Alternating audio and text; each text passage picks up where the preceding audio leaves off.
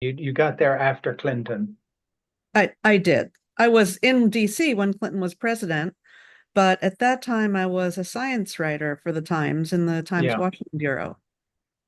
Well, the fact that you were a White House correspondent for the New York Times at that time gives you a kind of inexhaustible name dropping ability. You've Yeah, met everybody and seen everything. You I know, also covered Congress twice. yeah, there So you are. So you know everyone. And when you and I first talked, you were contacting me to interview me about Dr. Koop, and I I forget the was. context. Is this for a book you're working This on? is for a book. So this is a book that grows out of really 30 years of my reporting on both public health and politics for the New Yeah, York Times and for the LA Times before that. And yeah. it looks at the crisis of mistrust in public health and also the conservative backlash against public health. And Coop is a really important part of that story. And so when you were interviewing me about Dr. Koop, do you have a chapter on him, or were you I have a just I have a chapter that is largely on him. hmm, It looks at the Reagan administration and the abortion question. And, yeah, Coop, I don't need to tell you, Coop was picked because he was sure. anti-abortion Yeah. and he really defied the right on abortion. But there was a lot of pressure on the CDC during that era. It was interesting that you contacted me to interview me, and then we talked a couple times, which gives me this sort of weird impression, haven't you already been on my podcast? But you were interviewing me. So no, wait a That's minute, there's right. something wrong with this picture. She's asking all the questions. So now I've got to get used to Now you can interviewing ask the you. questions. Yeah, I will.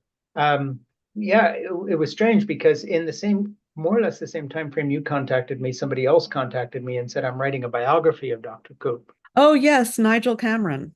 Yeah, and then I put you two in touch, I You think, did. You did.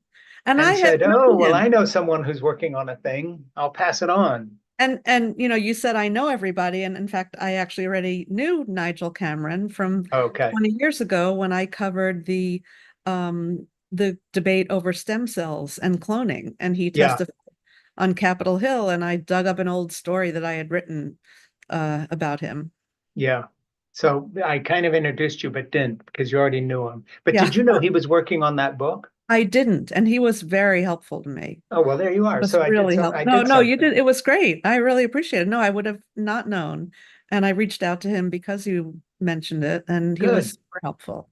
good. Okay, well, hey, I should introduce you. I'll start by saying my name is Frank Schaeffer, and this is a podcast called In Conversation with Frank Schaeffer. It goes live on YouTube, which we are on right now, and goes to all the other places that podcasts exist. Today, my guest is Sheryl Stolberg, and she is a New York Times correspondent and has been for the better part of the last, 30 years? Almost 27 years. And I'm putting a little plug for my byline. My byline is Sheryl Gay Stolberg. That's my middle name. But no Yeah. one calls me Sheryl Gay except maybe my mother sometimes. Well, I can do that. If I get angry, I'll just No, yell, Sheryl Gay, what are you no, talking no. My about? mother always called me Sheryl Gay when she was feeling fond toward me, never when she was angry. Yeah. Always in this sort of sing-song voice. And we will have Sheryl back at some point in the near future when your book comes out to help you promote it and launch it. Oh, When that is would be that book coming fabulous. out? And do you have a title Well, yet?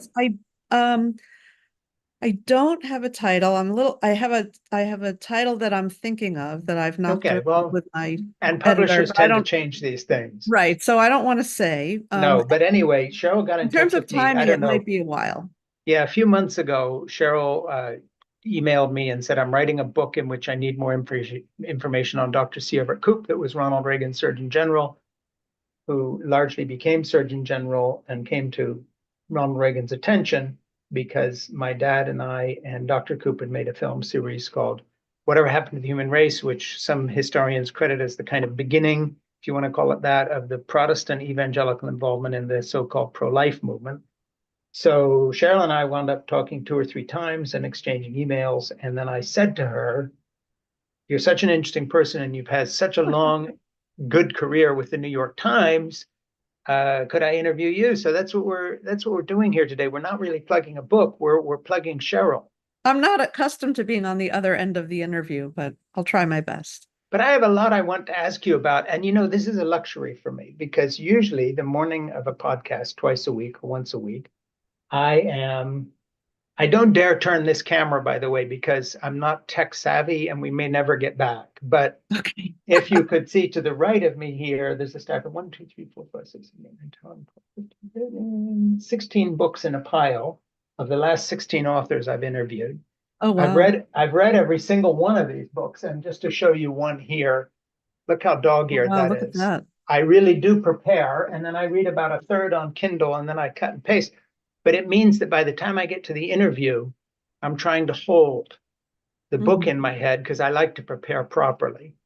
And then, of course, so it makes the conversation a little bit less conversational because I'm looking at my notes and I want to say, when on Mhm. page 26, where you say this and so forth. And this is a luxury because I'm just talking to someone uh, that I just am interested in as a human being. So, Sheryl, first of all, why don't we just go back and talk about your history with the New York Times, personal or career, I don't care. How does one become a correspondent at the New York Times that then goes and becomes a White House correspondent on top of everything else, which I guess is the plum of journalistic assignments in the United States? I mean, you are as successful as journalists get, isn't that It's right? either the plum or the worst assignment. People have said to me that covering the White House is a job you will be glad you have had Yeah, because it's a hard job. But I'll just tell you briefly about my path. I was born in New York. I went to UVA. I worked on my college paper, and I had a couple of newspaper jobs before I landed at the New York Times in 1997. I started at the Providence Journal in Providence, Rhode Island, and I also worked at the Los Angeles Times yeah. almost 10 years. And while I was at the LA Times, an editor said to me, "Do you want to cover medicine? Do you want to be a medical writer?" And I said, "No, I don't know anything about medicine."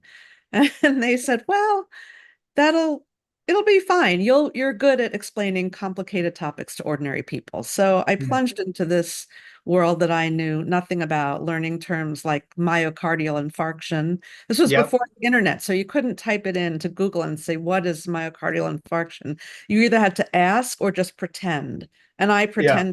looked it up later to just learn that it was a heart attack. Hmm. But so I did that, and then my husband and I had a child. We moved to Washington. I moved for the LA Times, but not long thereafter, in 1997, I joined the New York Times as a science writer in the Hmm. Washington Bureau.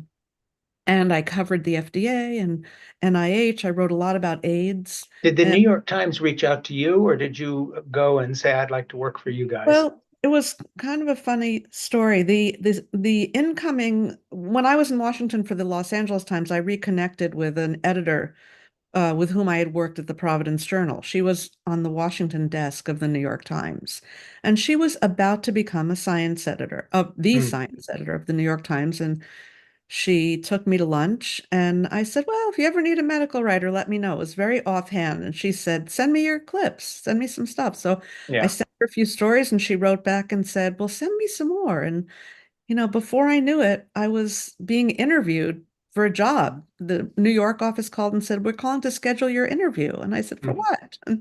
And so I was very lucky. And That's great. And what year was that?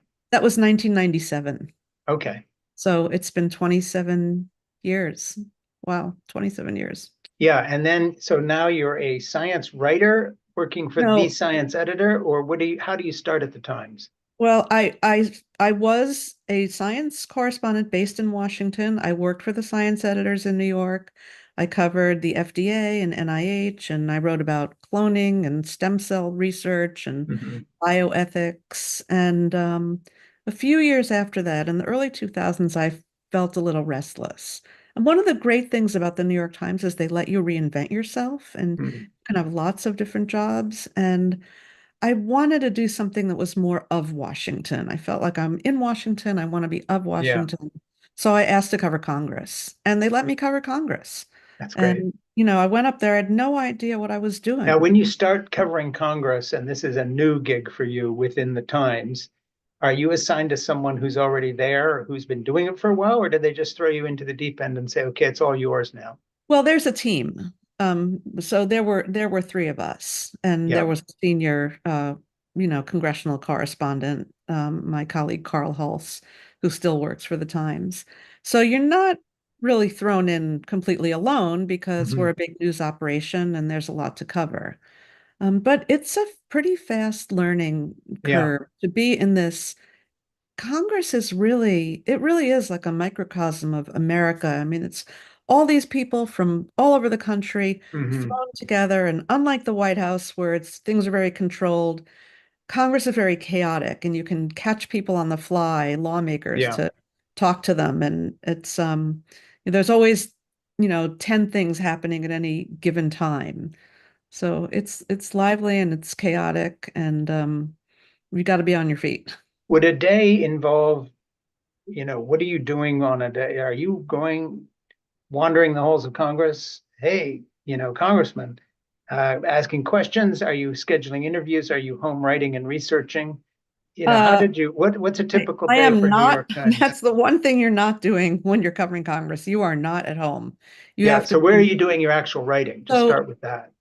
so the Times, like most news organizations, has a little area, a little space in the Senate Press Gallery. The Senate Yeah. Press Gallery is on the third floor of the Capitol, and Hmm. it's a stretch of space that overlooks the Senate chamber. And there's lots and lots of desks there, and we had, a few desks, and that's where I would work in this kind of cramped little space because Yeah. real estate is at a premium in the Capitol. Yeah. And that's where I would write. And you're right. A lot of times when you cover Congress, you're trying to run people down to talk to them. Yeah. Sometimes you might be covering a vote. For instance, here's, a Supreme Court confirmation. I loved covering Supreme Court Hmm. confirmations.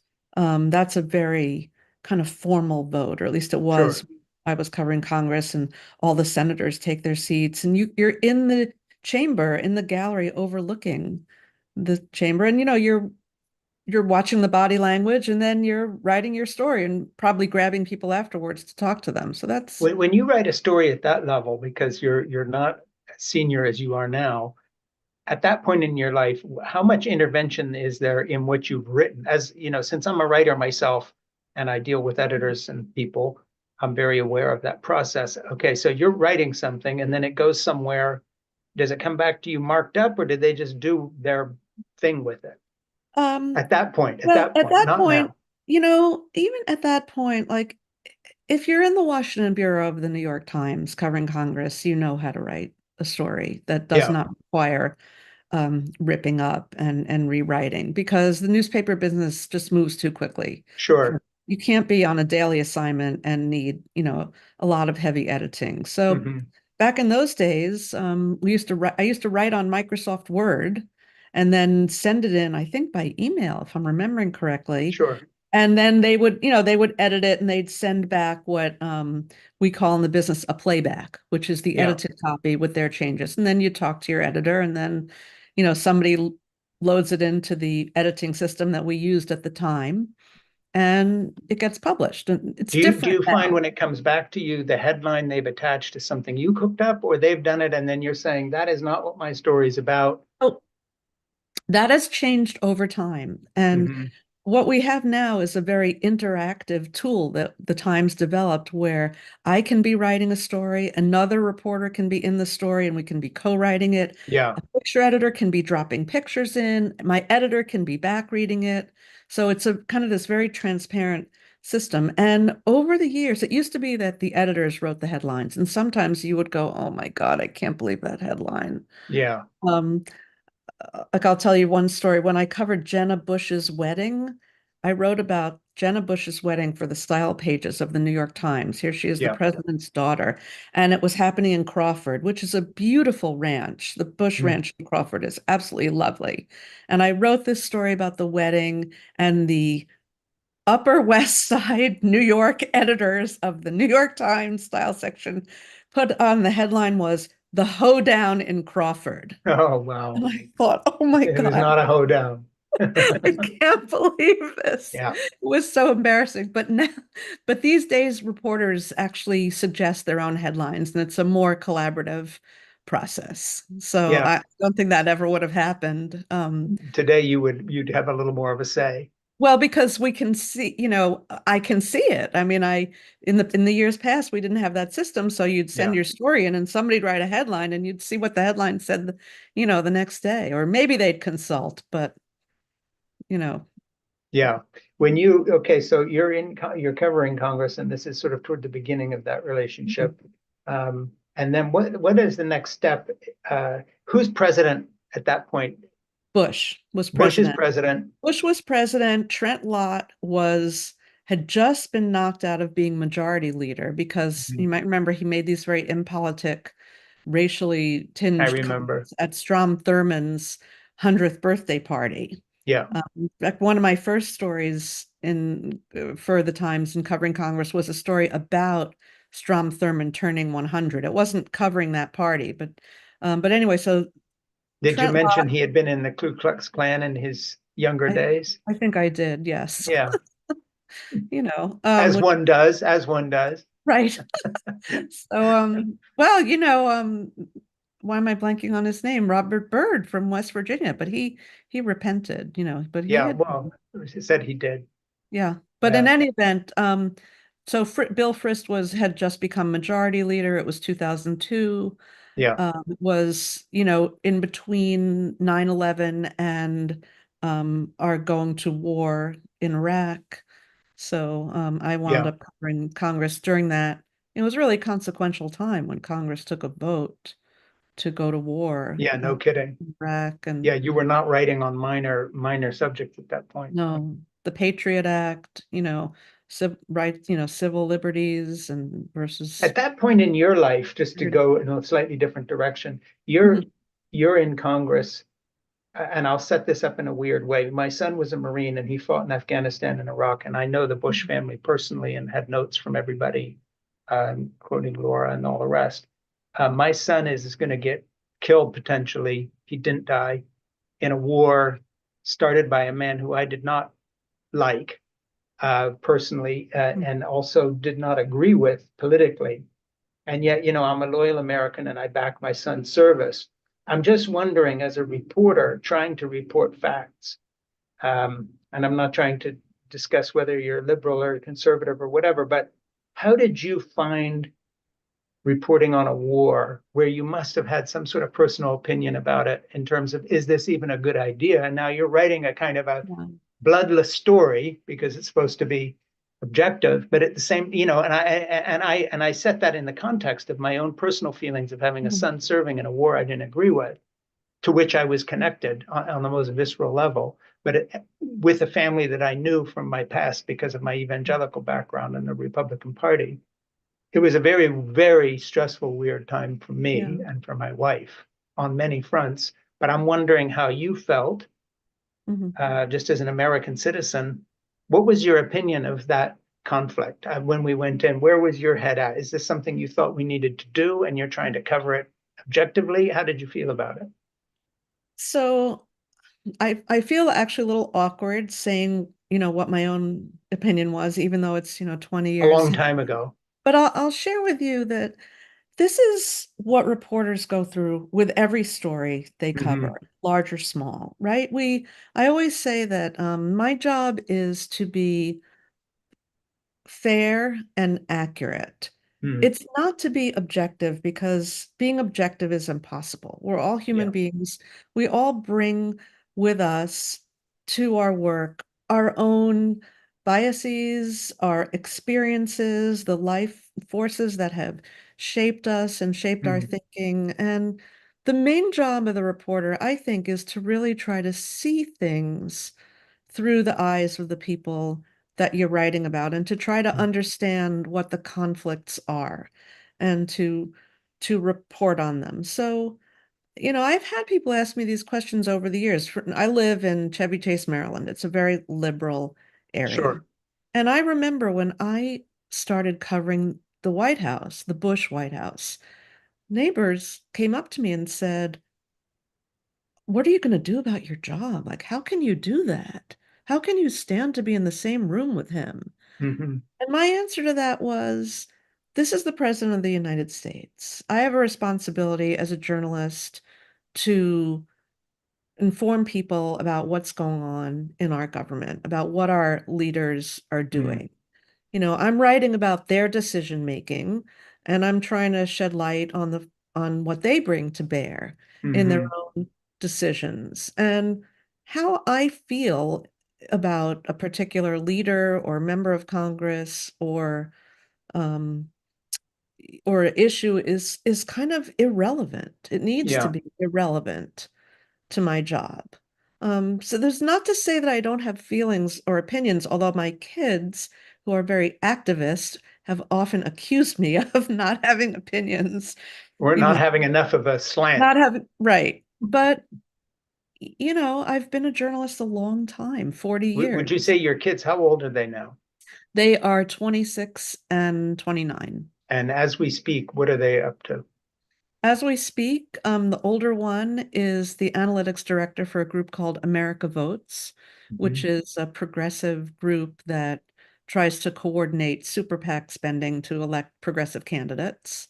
Yeah. And the younger one is a paralegal at an employment law firm and is interested in public interest law. And just yesterday knocked it out of the park on the LSAT. So I'm very happy to report. Got a Oh, that's great great. score and is going to apply to law school. But so both my children, I think, have a strong social justice streak. They've grown up around Washington, around Mhm. protest, in a kind of a political climate. I think that, that seeps in.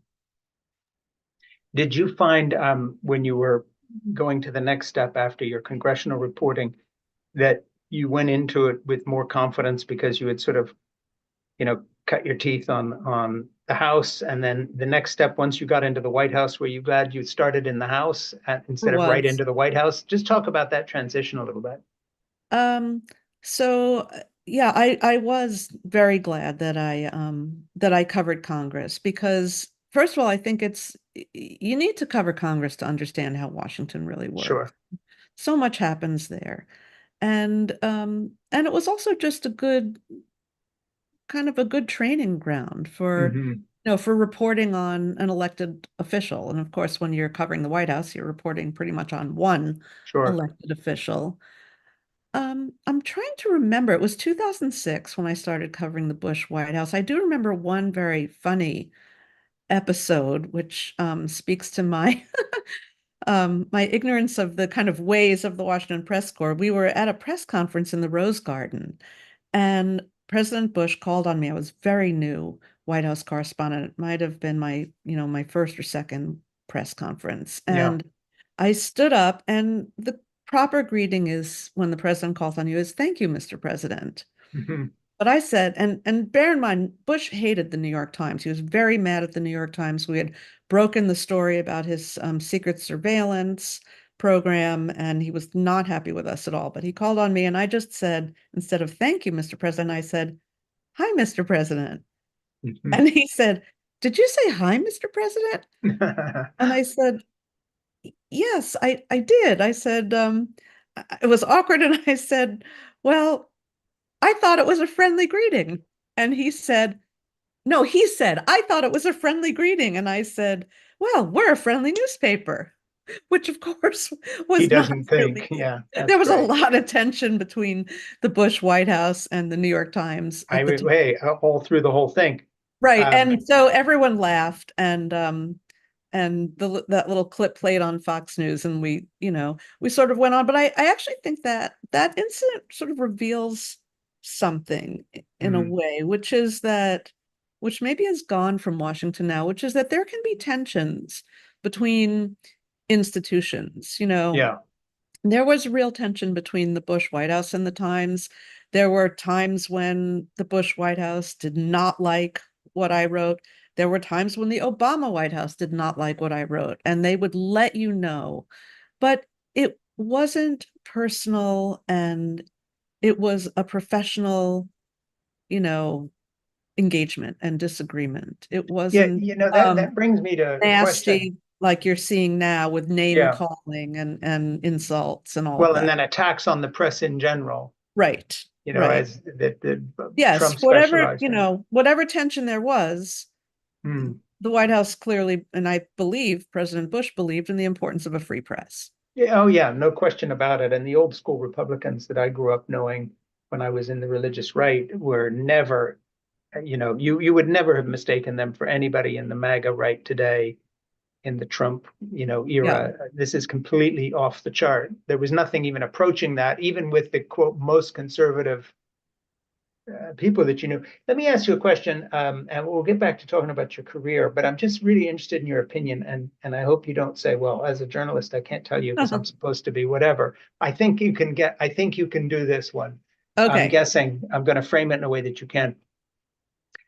What do people who have not been New York Times reporters in the White House and in Congress and who do not live effectively in Washington, D.C., as you have now for many years, what do we all out here get wrong about Washington in our cynicism about all parties, or in our views of the right and left, or in our pro-Trump enthusiasm, or in our Democratic Party liberalism, cookie cutter, knee jerk reactions?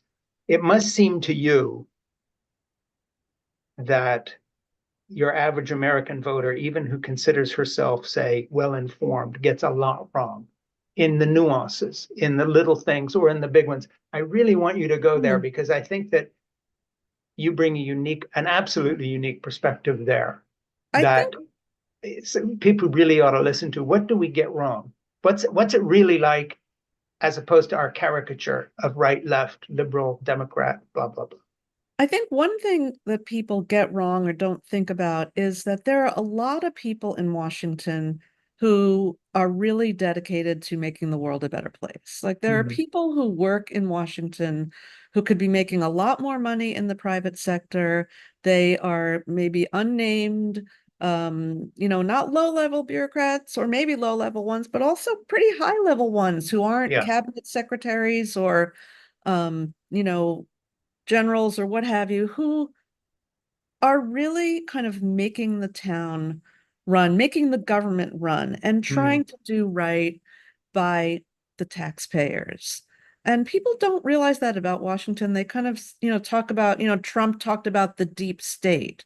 Mm. Well, the deep state are the people who are making sure that, you know, people get their Social Security payments or their Medicare Mm. coverage, and or that people like your son are, looked after when they're in the military. And Yeah. there's a whole apparatus of Washington that is the non-elected part of Washington. And what I Mm. think of it as kind of like the permanent culture. And so when someone like Trump comes in and says he wants to drain the swamp or they want to blow up Washington, I Mm. think people out in the rest of the country don't realize what that sounds like to the ordinary people who live and work here and who may have differences of opinion, Mm. strong differences of Mm. opinion, but who are genuinely motivated by what they think is the right thing to do. I'm not saying everybody Yeah. is genuinely motivated. I don't want to be a Pollyanna. There are some people who are in it to line their pockets and to gain power and influence or um but there are a lot of people who are truly motivated Mm. um by their vision for what they think will make Mm. the world a better place. And I think that's what folks Don't don't get. get. I do think Washington has changed, though. If you had asked me this question like 20 years ago, I might have said, well, people don't get that, the same people that you're fighting with, you're on the sidelines of your kid's soccer game together, Yeah. like a Republican and a Democrat, and then, they're together, having a drink or a dinner or whatever. I do think that's changed. I think that as our political culture has changed and grown nastier, that kind of, that old Ronald Reagan, Tip O'Neill getting a beer at the end of the day, that's been gone for a long time. Yeah. And I don't see that coming back, sadly. And that kind of speaks to in a way, Joe Biden's um not dilemma, but his situation now. I mean, Yeah. he's Well, he's certainly out of that he's old of school. another Washington. My colleague Yeah. Peter And Baker wrote a great story about that in today's yeah. paper. Oh, who did? My colleague Peter Baker, our Yeah, chief I White didn't House see that story. correspondent, What, wrote what's a the terrific what's the story. headline if you remember? Can't remember the headline, but it was basically a story about how Biden is kind of this old school Washington Paul Sure. Yeah. trying to adjust to a very new style of politics. Yeah, to put it mildly, a new Yeah. style. I mean, of all the luck, of all the gin joints, I mean, of all the luck of the draw, of all the hands you could be dealt, can you imagine, coming out of the old school and you wind up at the end of your life running against Donald Trump? It's just unthinkable. Yeah. You know, it's like being cast in a movie and you think you're getting the lead in an ordinary film and it turns out to be a sort of a snuff film porn movie. I mean, I feel so sorry for Joe Biden. Seriously, just man to man, just imagine, being stuck in that. I have a kind of a follow-up to that question Mhm. in terms of the same sort of what do we not understand about the media.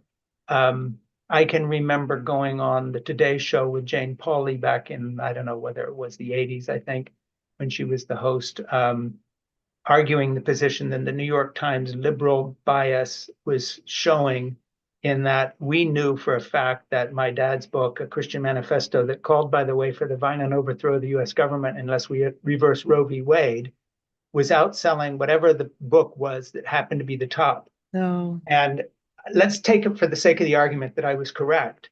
Um, I know this opens a whole can of worms, but it has to do with you calling me about Dr. Koop. So I don't think I'm sandbagging you here. But back when I was in the evangelical subculture and we were fighting to be heard, we were always very much the outsiders. So Newsweek did an article on my dad. It was a very big deal because, someone's finally paying attention to us. But we were very much of the middle. So when we opened our seminar in Dallas, we had the Dallas Cowboys coach Roger Staubach there. One of the Bush family was there, and so forth. And yet you could read the New York Times for a year and you would never know that there was this massive movement about to percolate up to the surface and actually take over the US government and finally the mhm. Supreme Court. I guess when the Tea Party came along, there were people who started asking questions like, who are these people? But all the reporting was about the Rust Belt, people out of work. Yeah, I might take a little issue with that. Yeah, Because well, first of all, I just in my book research, I mean, I actually came across what I'm pretty sure, I'll double check, was a front page story about your father and Coop traveling the country to 20 cities in the Times. to promote the film in the Times. Um, and it must have run in 1979 or maybe 80 during the campaign. Oh, good. Well, hey, And either I missed that one or I didn't want to include it because I was so part of the other side. Yeah. yeah, I don't want to, I can type on my computer here and look it up, but I I'll send it believe to you you. later. I'm pretty sure it was a front page story. I'll let you know. And Mhm. then I remember in the Tea Party, well, maybe we missed the Tea Party. The Tea Party, I think, really kind of had its seeds in a backlash against the 2003 Medicare Part D bill that George Yeah, Bush pushed through, which I covered. I was there and like, 3 in the morning when sure. Tom DeLay was twisting arms to get that bill through. And I think we didn't really notice it until around 2009 when Obama became president and um, he proposed Obamacare. And that summer, I do remember going to events that summer of 2009, these Hmm. sort of anti-Obamacare events Yeah. that were the seeds of the Tea Party. But I think, are you asking me like, did we miss, have we missed No, these? I'm asking you a question related to the one I asked about what are we out here not understanding about Washington from someone Mhm. who, yeah, you're not a Washington insider, you're a journalist reporting on the Yeah. insiders, but you've seen them up close. Um, and I'm asking you uh, a question about, for someone who's had a long career at the New York Times, which is the sort of mothership of all journalism in America, Mhm. or has been. It's really interesting to me that because I've been on both sides of this issue, having been a sidekick, a nepotistic sidekick to my evangelist activist father, part of the whiny right wing, they don't pay attention to us, they don't respect us. We kind of laid the groundwork for that on the abortion issue. Mhm. And now fast forward, that's all MAGA is about. But I'm asking you, as someone who's been there throughout, to give me some sort of fact-based analysis of whether elite journalism, quote unquote, because you hear this word elites all the time, Ivy League, New York Times, blah, blah, blah.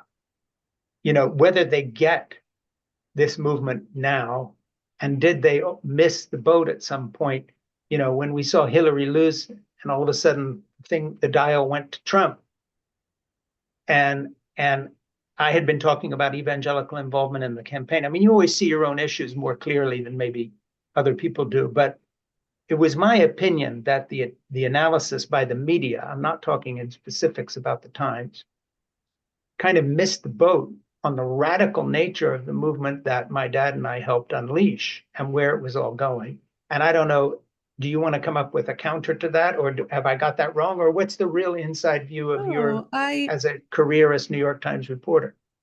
I think we definitely missed the boat on Trump's election. I mean, I think there's just no question about that. You know, if you looked at the famous New York Times needle, it was pointing to Hillary, Hillary, Hillary, and then all of a sudden on election night it went woo, over to Trump. So, and maybe in retrospect, the retrospectoscope is a wonderful tool. I mean, we may have missed that, that line from your dad and Coop and Reagan and the evangelical embrace of abortion as an issue, going all the way through to Trump. And in fact, we talked earlier about Nigel Cameron. He said to me, I may be scooping myself here, but he said to me he sees a direct line between Coop and Trump, which I thought was very interesting. Nigel Cameron, the guy we know. The guy we know, the biographer of Coop, the biographer of C. Everett Koop. Yeah, whose book is coming out. Right. So I do think I think we certainly got it now. I mean, I think I would imagine the 2016 election was such a huge wake-up call. Yeah. I will say, I'm gonna just pat myself on the back here a little bit. I actually won a bet when Donald Trump won the presidency. And who did you bet with, if I can ask? I bet just a neighbor. It was just $1. And I didn't bet that Trump would win. My neighbor said, no way, he can't win. It's not possible. I said, I'm not saying Trump will win, but he can win.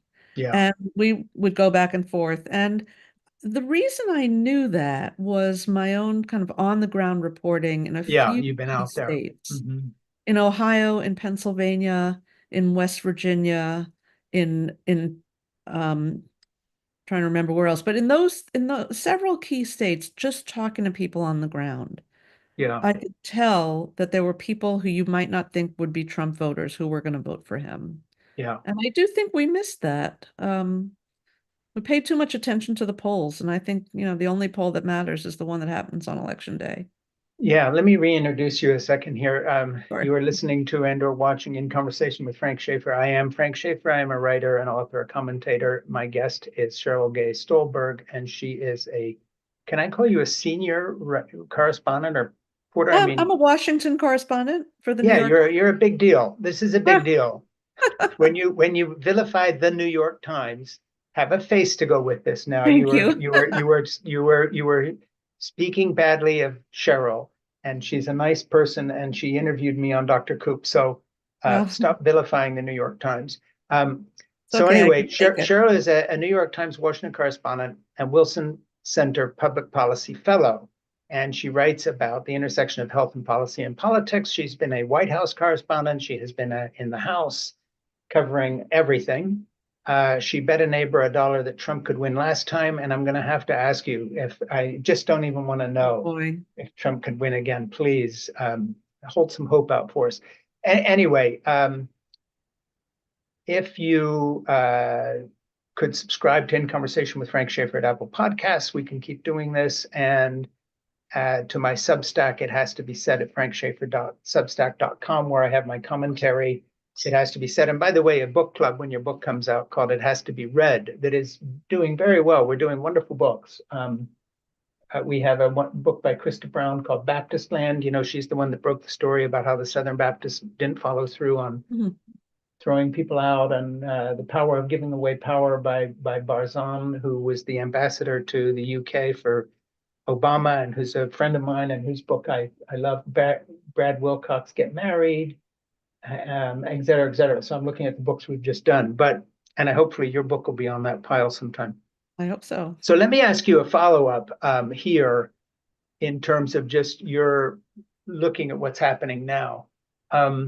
Let's take it as read the New York Times now understands there's a religious right, I'm being facetious, and is doing something about it. And let's take it as read that they understand that there is a direct line from what we were doing in the 70s and 80s to Roe v. Wade going down in Dobbs, because that's a direct line with that movement.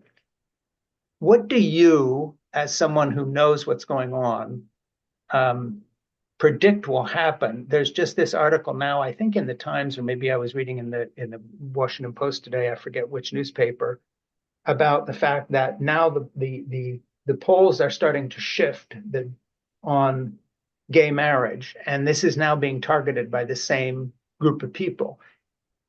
You know, it seems unthinkable that could be reversed, but so did Roe v. Wade 10 years ago. We never thought it would be. We never thought we could, quote, win that. And now it has. Just as an American citizen who's got her ear to the ground as a reporter, and I'm not asking for your politics, how far can this go in terms of this revolution against everything that we all think was solid in terms of settled policy on liberal democracy, human rights, and so forth? I don't have an answer to that. I'm asking you really honestly from your heart what you think about this. Well, you know, if you look at Justice Thomas's dissent in the Dobbs case, Yeah, he raised two other cases. One was Griswold, which was the case that established a right to contraception, yeah, and the other was the same-sex marriage case from the plaintiff's name is escaping me at the moment. I yeah, can picture his face. As saying that, you know, that the rationale that was applied in Dobbs, that, you know, the Supreme Court went too far in interpreting this right to privacy in the Constitution, could yeah. also be applied to those cases. So you can see that on the very far right, there's now a legal framework for Mm-hmm. that kind of thinking.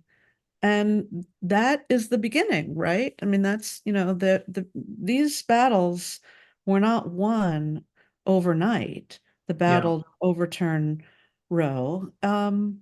So I think you can never say never. I mean, we Yeah.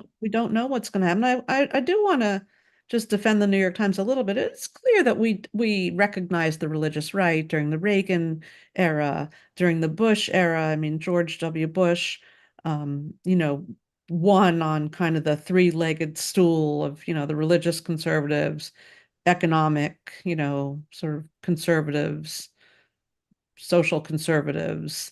Um, so it's not like we missed the boat, but I think that if we learned anything from Dobbs, it Mm-hmm. has to be that we need not to shut our eyes at what the possibilities are. And if you look at some of the really the very far right anti-abortion groups, they also oppose birth control, certain forms of Sure. birth control. Yeah. You know, IUDs, which they believe interfere with the implantation of a fertilized embryo, which the Sure. FDA says that's not the case. So is it going to happen? I don't know. I don't have a crystal ball. Yeah. But could it happen? Clearly, there are some people who have that goal in their sights. Have you bet a dollar with anybody? This is No, sadly not a joke, but no. do you have any inclination of, you know, I veer back and forth from hope to despair on the result of the next election.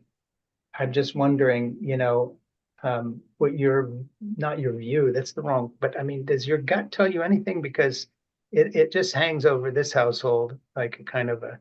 nightmare. I mean, honestly, I have to say it really doesn't. I really don't know Yeah, what's going to happen. I'm currently on book leave, so I'm a little bit, you know, I have my head in an earlier era right now, but yeah. I How long is think your book leave going to go for? I'm going to be back in September. Okay, so you're on the way back into the machine Yes. in time for Um, the election. exactly. So I really don't know. I mean, I think certainly what I said in 2016 is even more true today. Trump can win, and there's no Yeah, question about that. yeah, I think it's going to be really close, and I yeah. think um, a lot's going to depend on turnout. It's going to depend on a few key states. Michigan is going to be really important. We know that most people don't really vote on foreign policy, but that could It's a big change deal. this What year. do The you what do foreign you think policy. in terms of just the question that relates to Trump winning or just the mood of the Republican Party? Speaking as someone who's lived her life as a reporter, um, it seems to me that the attacks on the First Amendment and the press in general from Trump and also the far right across the world, Hindu nationalism, Hungary, it doesn't matter where you look, and obviously Vladimir Putin, who's killing and journalists and throwing them in jail. I think this. I'm not saying it's a bad time to be a journalist, but it's certainly. Um, it seems to me that liberal democracy is being attacked on a lot of fronts, and one of them is press freedom in the media. And I just wonder, from your point of view, Yeah. this is your field of work, and it's people are trying to shut it down and destroy it. Yeah, I worry about that. I worry a lot Yeah, about that. And not just because people are trying to shut it down and destroy it, but also just the economic model, especially for newspapers. So yeah, we're already in a situation where a lot of small newspapers and even medium-sized ones are struggling. yeah, And I do worry about a president, a leader who, tries to turn the press into the enemy of the yeah, people. I mean, we saw what happened not too far from here in Annapolis a few years ago at the newspaper there when someone came in and gunned down a bunch of reporters. yeah, Um, our we have to be more careful about our security, our personal security, yeah, in this environment, just like a lot of elected officials do. yeah. And I think it's frightening. A related question that Ernie, my producer, just put in my notes section, which I find very interesting, is to talk a little bit about the way research into partisanship is affecting public health, because you've been That's covering my public book. health, and of course that's your Yes. book. But we're thinking of the COVID pandemic and so forth, along with fact-based reporting on all things, and therefore the media being attacked as fake news, which, by the way, was something we in evangelicals developed completely right from our mother's knee. The Bible was the truth, biology was fake news, Hmm. evolution was fake news. So that way of thinking is already ingrained Yeah. in the conservative religious circles. So Trump just, that he kind of successfully borrowed that. But nowhere has that been had more of an impact on people's lives, literally life and death issues, than say the anti-vaccination movement or the science being the enemy when it comes to the environment. People Right. just so how has that affected your work? So that is actually what my book is about. It's about how public health was kind of engulfed by the culture wars. Yeah, How did public health, which has always been political, and biomedical science supported by the government are political because they rely on government funding. But how yeah, did they become partisan, a victim of partisan politics? And it's interesting. I was interviewing just earlier today one of the leading AIDS activists, a guy who's a very, very prominent founder of ACT UP, and we were talking about trust.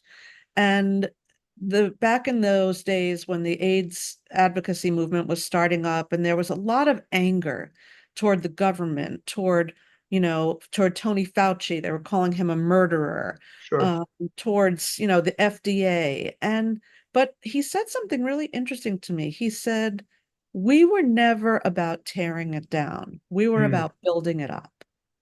And I thought that was really interesting that he was saying that our demonstrations, meaning the AIDS activists, were for science. They wanted more mm. science. More They science. didn't Yeah, lack faith in institutions.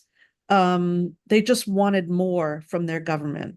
Whereas what we're seeing now is really all about tearing down institutions. yeah, Um, And I think that, that is the big switch. And it is affecting people's health. We know that people in red states and states that voted for Donald Trump or counties that voted for Trump had higher death rates from COVID Sure. than states that voted for Biden. And that is nuts for your political beliefs to be, basically informing your health decisions. Mm. But that's where we are. Well, And I it's come not from an healthy for evangelical, America. but yeah, I come from a background where science itself was seen as a Yes. philosophical existential threat to our way of being. And this is now translated into anti-vaccine and all the rest. But there's an added thing in my day, quote unquote, we didn't have people were not looking at, TikTok for their medical information and sharing, algorithmically Yes. groomed opinion on Facebook. So you were old enough to have been around when, you got your information from the same newscasts and newspapers, and Right. now it just seems on top of the hysterical, you know, mythology that's now being proposed as opposed to science. Your book has got to deal with the fact that this is exponentially exploded into the public mind because, to quote my producer Mm. Ernie, we are the media now, not you. You're at a newspaper, Yeah. you're not the media, I am, because I'm doing this thing and can say anything I want. And if it strikes a chord with somebody and hits the right algorithmic formula, there's a million people watching in 10 seconds. It's a Yeah, weird, and that's a big weird difference. thing. How does that all translate into what you're trying to do, which is basically keep me safe by explaining why I should be getting my vaccinations? Well, so that, that's a huge issue, and that is a reason, that's a driver for the partisanship and the culture wars that we're seeing around public health, which is that it's Yeah. been magnified on the internet. The same activist that I was talking to earlier today said to me, he said, if we tried to do ACT UP today, I don't think we could do it because Fox News would brand us a terrorist group. Hmm. And there'd be all these, social media posts and the cooperation that they eventually managed to get with federal officials like Fauci would never have happened. Yeah. So we're operating in this environment where you're right. There's, there is no media. Everybody's in the media. Yeah. And that's like a whole nother problem that you But and how I does that strike you? oh, Because, maybe it's because I'm 72 years old, but I miss the gatekeepers. I've even oh, seen the fact that gatekeepers have gone away. This is not a digression because I'm going to talk for 1 second and then get back to you on this, has affected me as a writer in that editors aren't editors anymore. In publishing houses, they ask me what my media footprint is, how many people follow me on Facebook before they send me any corrections on a manuscript, because the whole thing is basically now skewed toward your public presence, not have I written a good book. And the mentality of the younger editors has really shifted. that's interesting. I have an older editor. I'm happy to Good, stick report. with him or her. She's a legendary editor. She's at Random House, and I'm very Yeah, well, lucky to there you have go. her. But when she goes away, But it'll be interesting to see who's yes, replacing her. yeah, Because yeah, she wasn't raised doing this. She'd actually read books. yeah. And it's interesting. You're making me think back to when I first covered the Obama White House, and Mhm. I was complaining to Dan Pfeiffer, who now has his own podcast and his own media empire. I was complaining to him, I think that the president hadn't done any interviews with us. Mm. And I remember him saying to me something like, we've got a million ways to get our message out. Yeah, And that was like in the dawn of Twitter, right? 2009. sure. But even then, they could see that there were other ways beyond Yep. the mainstream, the staid old gray lady, New York Times. Yeah. They had other ways to get their message out. And now everybody has other ways Yeah. to get their message out. And the message it's very difficult for a leader. Obama used to lament that he was not governing in the era of like FDR, when FDR could have a fireside chat, Sure.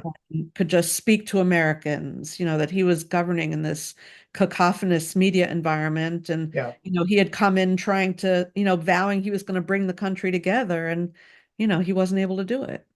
Does the kind of clickbait mentality, and again, I like the New York Times. Can I just go on the record? I complain about it. I say this, I say that.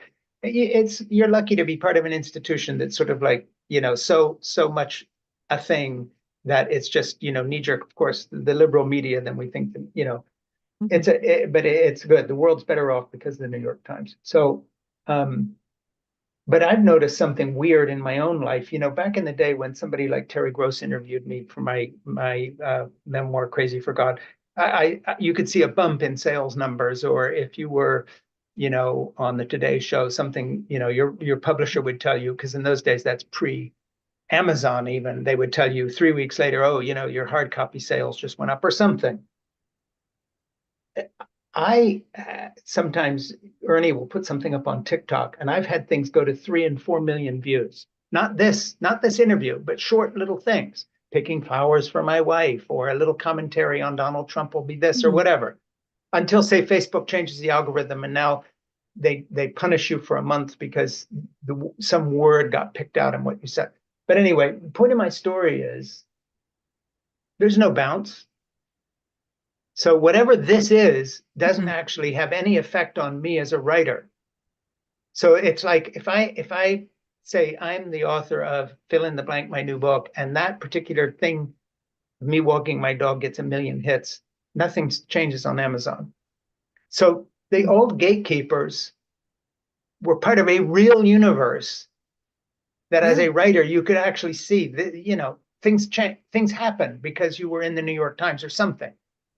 The new media, I don't know what it's having a big effect on us in terms of conspiracy theories and shit, clickbait, but it's having no effect on the level of discourse that actually breeds the sort of ideas that in the old days changed things. I don't understand it, what's happened. And Well, I'm part of it, and I don't get it.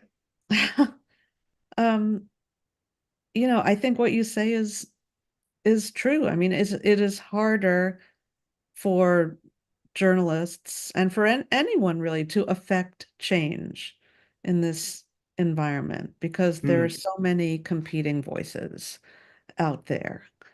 I think I still maybe have a naive belief that, what we do is important and can bring about change and we can expose wrongdoing. And I'm thinking, for instance, of the New York Times coverage of George Santos. yeah, We were the ones who broke that story about yeah, him, being a liar. yeah, And that story, had legs. It had consequences. yeah, Um, so it's not like we're completely powerless, but I do think that it is harder to get a national conversation going yeah. at And any also the right now. compartmentalization hadn't happened back in the day. Right. So people were not mainlining information that they only agreed with. You read things you didn't Right. agree with, and you had to think about it. And these days, you don't have to see anything you don't agree with. You go to your Right. soul, you go to your thing. But I think we're not going back, so we kind of have to live and figure out a way to survive in the environment Yeah. that we One of the have. things I try to do with this podcast is I talk to people like Jerry Baker, who was the editor of the Times, the Financial Times, and then came and was the editor at the Wall Street Journal for a while. Who ideologically I don't agree with him on a lot of things, but I had a good conversation for an hour. Hmm.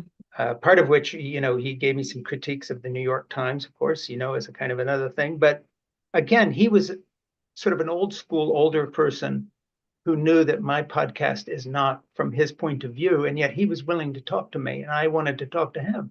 Well, I think that's so important. Yeah, Honestly, I mean, that's frankly what is missing, right? Is that what's missing? people, I mean, it's what you asked me before. What do people not get about Washington? And I said, years ago, I would have said that what they don't get is that people actually talk to each other, that they're civil, that, that's what's missing from Washington Yeah, right now is yeah, that, people are not talking to each other from opposing points of view. Instead, you have people making, ad hominem attacks on yeah, the physical appearance of another member of Congress. And, yes. um, it's, I always So, think like, would you want your children to behave this way? yeah, exactly.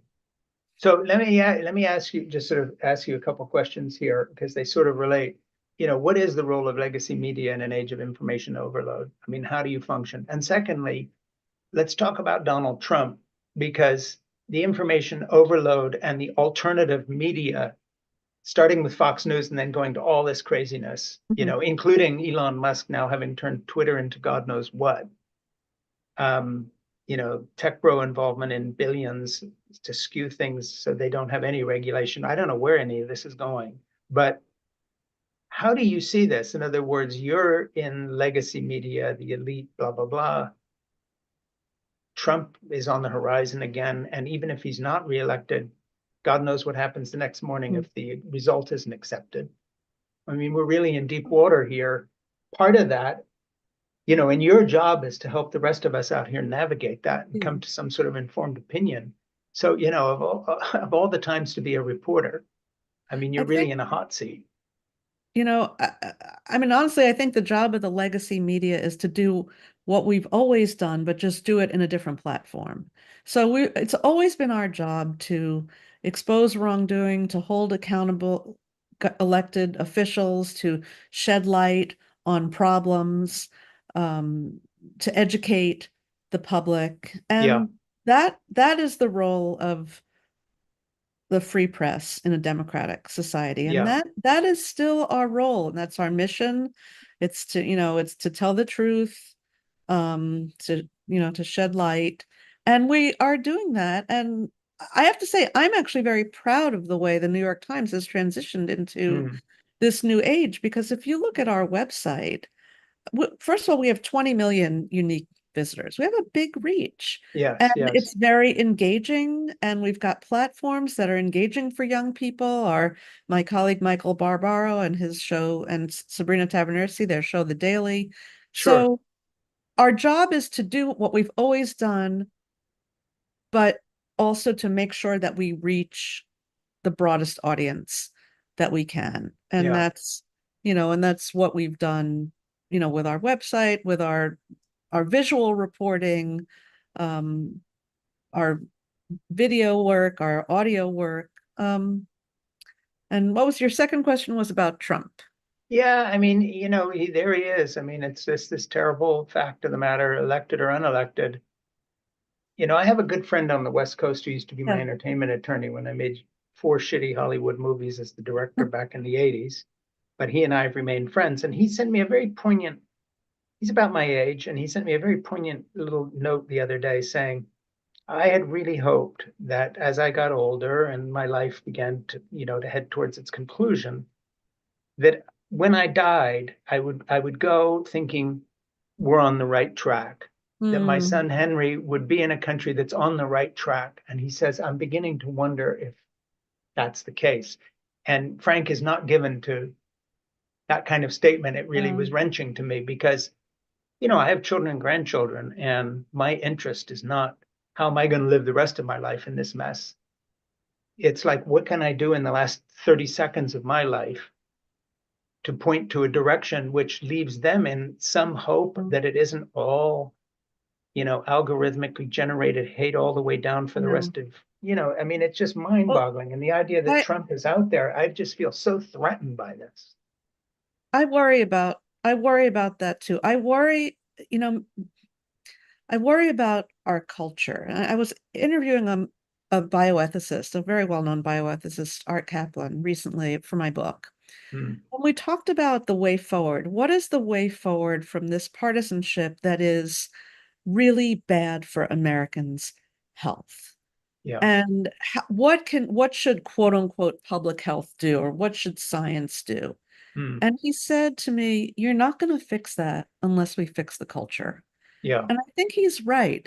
We're not going to fix that unless people can start talking to each other again, Yeah. unless our political conversations are not about who has what nickname for, their opposing candidate. And that frankly worries me, because that's a really hard task to knit back together an angry society. And I don't know Yeah. what the way forward. I don't want to sound despairing. And I worry too. And one thing we haven't talked about, frankly, is climate. I really worry about Yeah. Yeah. leaving my kids, and possibly, if I ever have them, grandchildren, a world that is burning up, that we've Yeah, burning up. destroyed. And it's going to take a lot of effort and a lot of cooperation to do the kinds of things that we would need to do to, to save the planet, to make our environment healthier. And Yeah, I guess I worry that, to borrow the phrase from my AIDS activist, Peter Staley, that, right now people are all about tearing down. They're yeah, not about building up. And I'm sorry, I feel like I'm not really giving you a very good answer or a very yeah. comforting answer. Um, But I have a question that I want to throw in here. I'm not one of these moral of equivalency people that, oh, the left, the right. Trump is the enemy of freedom and democracy and free speech, period. Okay, having said that, and also the enemy of any change on climate policy. I mean, the avowed enemy, sitting down with oil magnates, making deals, give me money so that I can remove what little regulation there is. I mean, that's his MO. But it seems to me, again, having come out of a more friendly era where a friend of mine like Jack Kemp could sit down with his counterparts on the other side of the aisle and literally invite them home for dinner when he was a congressman and running with Bob Dole. You know, I remember those times, even when I was on that partisan right wing side. Um, I, do you have an opinion as someone with kids who are more liberal than you are about some of the, it seems to me, things that happen on the left in terms of liberal opinion that has simply done nothing except stir the pot and hand our heads on a platter? I worry about that too.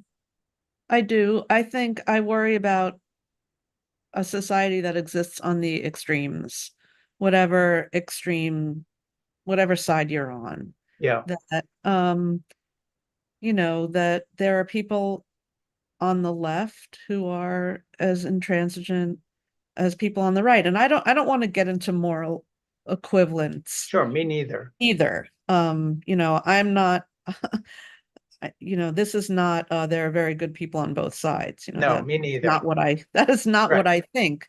right. Um, but I do worry about the politics of extremes. And I give you an example. It used to be that there were a lot of competitive House seats, but now there are maybe, I don't know how many, 30. It used to be when I was covering Congress, maybe 40 competitive districts. And the reason for that is that everything was getting decided in the primaries. But Hmm. when everything gets decided in the primary, because you've got either a Republican district, or a Democratic district, and that's how they're Sure. gerrymandered, it pushes our politics to the extremes. So what you see now, when I first started covering Congress in 2002, you had a lot of people in the middle. I covered the Senate. You had Arlen Specter, a centrist Sure. Republican. Susan Collins was there, a centrist. Lisa Murkowski. There were other, I'm trying to remember who they were, but there was a serious centrist bloc. Yeah. And our because our primaries are controlling everything, and we're electing people at the extremes, and Hmm. there's no middle, and that's why nothing gets done. Yeah. Um, so, I think that it is not good for society for us to be in a tug of war where everybody's at the extremes, there's no cooperation. And I don't know how you fix that. Yeah. And Maybe of it's course, a again, the dated way, notion. yeah, and the way we're communicating via, clicks on sites, Right. people looking at your phone doesn't lend itself to any kind of reasoned discourse anyway. I mean, you're into 10-second. Yeah. And that's why Joe Biden has a hard time, frankly, Yeah, exactly. because that he is of the culture that you describe, which is a culture where, you know, Jack Kemp could invite, a Democrat, Sure. home for dinner, and they could, talk to one another. Yeah. Um, Well, in Biden conversation with, famously, yeah, go ahead. I was going to say, Biden famously went down to, I think, the McConnell Institute in Kentucky and talked at, Mitch McConnell's institute, and a lot of liberals hold that against him. Yeah, and I get feedback when I have somebody, quote, too far to the right for whoever my audience is, saying, why would you have someone like that on? And, my response is always, because I'd like to know what they think. Yeah. I mean, what's your problem? Ernie came up with a good motto for us, and that is no fanatics. That's our only guideline. We'll talk No to anybody, but fanatics. no, please, no fanatics. So let me ask you a I'm sure I'll question. get in trouble for something I've said here, so You won't get in trouble with me. And if not with somebody, you. and well, someone will say something, but they always do. On the other hand, there's a lot of people out there, who are not into clickbait, who are relieved when they run into someone who actually wants to talk to people and find out what they think. So let me ask you a question. No idea on the timeline on your book? My deadline is not until next year, until That's 2025. okay. Well, God So, help us. We'll see if we're still so, around. well, I'm sure you'll still be around. Yeah. So I really, this is my first book. I don't know. How long does it take to get a book published once Not you your turn first writing. Not my first rodeo. It's my first No, book. not your first rodeo, not your first hoedown. No, To go back to your story. Come back when you have your book. Tell us when it's ready, I will. and let us do an interview with you, and make sure that I'm looped in as one of your early readers, Oh, I would love either that. as a friend who will give you my 10 cents worth, which I would be happy to do when there's still things that can be done, because I have a lot of books out there, and or just as a reader of an advanced copy to help promote it, whatever I comes to would, mind. I would love that. I Thank would you so love to do that. much. Please do. And then the other thing is, I have a request, and that is we're always looking for people to talk to we might not have thought of. Okay, I'm going to give you two people right now. My Okay. colleagues Lisa Lehrer and Elizabeth Dias, who just have come out with a book called The Fall of Roe. Oh, do me a favor. When we click off here, Mhm. please talk to Ernie for a few seconds after I'm gone I will. and give Ernie those names. Is I she Jim will. Lair? Is she related to Jim Lair at all? No, it's Lerer. Oh, okay. And Because Elizabeth speaking of Dias. good journalists who were in the middle, Jim was Yeah, someone who I became quite friendly with because he had me yeah. do commentaries for his show sometimes. But I think they would be great um, for Give you. Ernie the names and do us a favor and help Ernie get to them and say, Frank will ask you some good questions because we really want to go here. We want to follow up on it. Oh, also, Katie Rogers, my other colleague, Katie Rogers, who just wrote a book called American Woman about the Oh, first we would do ladies. that in a heartbeat. Is it out? It's out. Not a year from now. No, No. no, no. These are all books. Well, Instant these are all books that gratification. are out. And one more New York Times colleague, Carlos Lozada, has written the Washington book. Hmm. And it's kind of like we read Washington books, so you don't have to. And I'd it's a love to do all of collection those. of So essays. stay on for a few seconds with Ernie I and help will. us get in touch with them because we are looking for people to talk to on these subjects. Okay. So that would be very appreciated. And stay in touch with me on how your book's going. Okay, I will. And I'm really so interested in it. And if there's anything else I can do, in terms, I know you've done the writing, but anyway, I would love to just stay in the loop on that well, because it I sounds, I would really appreciate that. So I yeah, will. no, it's a book I want to read. I look forward to it. Thank you so much. I really So appreciate Sheryl, it. this has been a real pleasure. I look forward Me to too. reading your book and let me know if I can do anything that would be helpful for anything. Just let me know. Okay. All right. Thanks so Thank much. you so